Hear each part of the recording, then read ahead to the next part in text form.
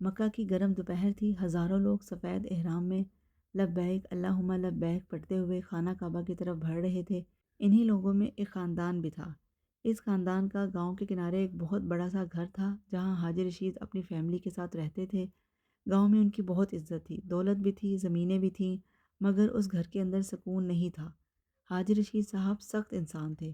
ان کا بڑا بیٹا فہد ہمیشہ باپ کے ڈر میں رہتا، چھوٹا بیٹا سعد لاپرواہ اور غصے والا تھا، جبکہ بیٹی مریم خاموش رہتی کیونکہ گھر میں اس کی بات کو کبھی اہمیت نہیں دی جاتی تھی۔ گھر کی سب سے مظلوم شخصیت حاجی رشید کی بیوی زینب تھی۔ وہ ساری زندگی سب کے لیے جیتی رہی مگر کبھی کسی نے اس کے دل کا حال نہ پوچھا۔ ایک دن حاجی رشید نے اعلان کیا، اس سال ہم سب حج پر جائیں گے۔ گھر میں خوشی پھیل گئی مگر ہر ایک کے دل میں الگ کیفیت تھی۔ فہد سوچ رہا تھا شاید اس سفر کے بعد والد بدل جائیں۔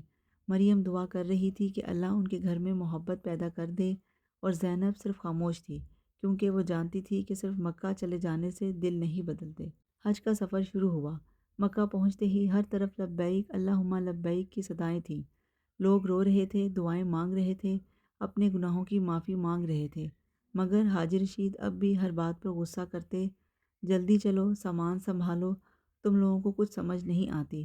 زینب خاموشی سے سب برداشت کرتی رہی۔ ایک دن طواف کے دوران شدید رش ہو گیا۔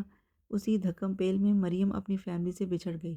جب کافی دیر تک وہ نہ ملی تو سب پریشان ہو گئے۔ فہد ادھر ادھر دوڑنے لگا، سعد پہلی بار ڈر کے مارے رو پڑا، اور حاجی رشید کے چہرے کا رنگ اڑ گیا۔ وہ بار بار کہہ رہے تھے، یا اللہ میری بیٹی کو محفوظ رکھنا۔ وہی شخص جو گھر میں کبھی بیٹی سے 2 منٹ پیار سے بات نہیں کرتا تھا، آج اس کے لیے ٹوٹ رہا تھا۔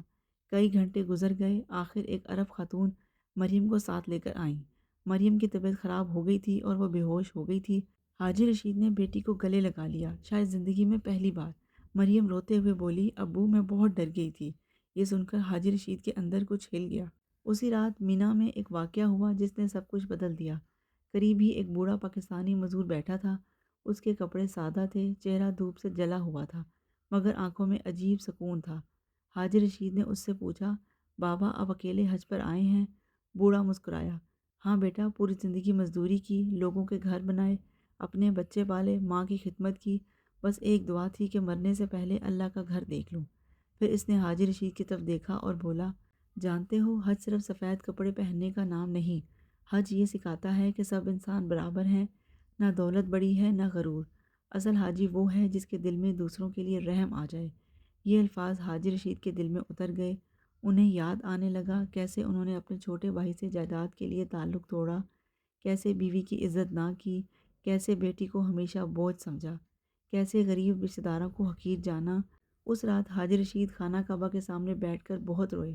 وہ بار بار کہتے رہے، یا اللہ میں نے زندگی بھر عبادتیں کیں مگر بندوں کے حقوق بھول گیا۔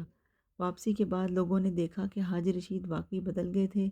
اب وہ اذان سنتے ہی مسجد چلے جاتے مگر ساتھ ہی گھر والوں کا بھی خیال رکھتے۔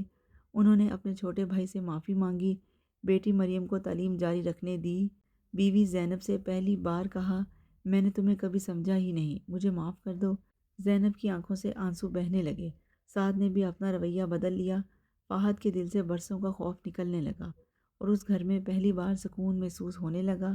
ایک دن گاؤں کے کسی آدمی نے پوچھا، حاجی صاحب حج میں سب سے بڑی چیز کیا سیکھی؟ حاجی رشید خاموش ہوئے، پھر آہستہ سے بولے، میں یہ سمجھتا تھا کہ حج اللہ کا گھر دیکھنے کا نام ہے، مگر اصل میں حج اپنے اندر چھپے غرور کو مارنے کا نام ہے۔ اگر انسان واپس آ کر بھی وہی رہے تو اس نے صرف سفر کیا، حج نہیں کیا۔ حج انسان کو صرف عبادت نہیں سکھاتا بلکہ عاجزی، صبر، رشتوں کی قدر، دوسروں کے حقوق اور انسانیت سکھاتا ہے۔ اصل حاجی وہ نہیں جو صرف مکہ ہو آئے، بلکہ وہ ہے جو واپس آ کر اپنے اخلاق بدلے۔ تو کیسی لگی آپ کو میری یہ آج کی سبق آموز کہانی؟ یقیناً آپ کو بہت اچھی لگی ہوگی۔ اگر آپ کو میرا یہ انداز پسند آ رہا ہو تو لائک، شیئر اور سبسکرائب ضرور کیجیے گا۔ ملتے ہیں اگلے ایپیسوڈ میں۔